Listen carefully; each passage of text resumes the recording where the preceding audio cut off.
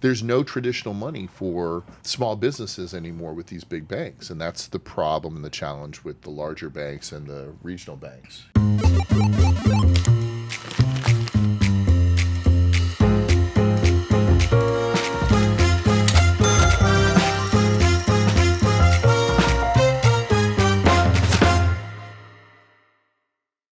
Traditionally, I mean, there are so many companies that have used factoring. It's just such a bad word. It's like usury, right? But the truth of the matter is that traditional banks don't lend on certain things. I remember specifically during what we all call the great financial crisis, a buddy of mine worked for Chase, and he was a senior commercial banker in one of the branches here in Dallas, and they specifically said, unless you're gonna have to bleep out the Chase part. Unless you're a doctor that's buying into a practice or a lawyer buying into a practice, do not lend money to them.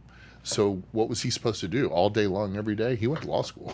Right. I mean, there's no traditional money for small businesses anymore with these big banks. And that's the problem and the challenge with the larger banks and the regional banks.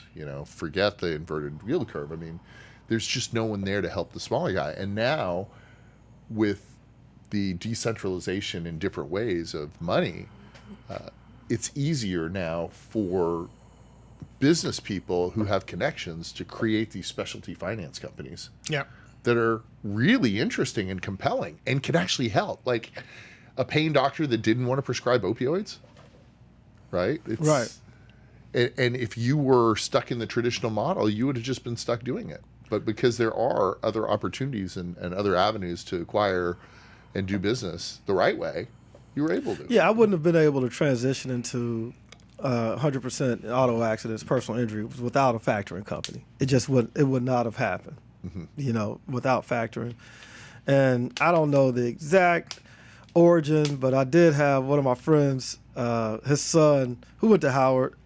He interned with me for a summer, and I had him look up the history of factoring. Okay. And it has something to do, along with kind of like the LLCs, like from the New World, like establishing the New World, and people wanting their products almost, sold guaranteed money. So it's old. It's, not old, but it's maybe 1600s. It was part of one of the financial instruments that helped to establish the New World, along with like the LLCs, future contracts, factoring accounts receivables. Yeah. Yeah, because there was a lot of risk, right? They had to underwrite that trip on that big old boat. 100%. Right, exactly.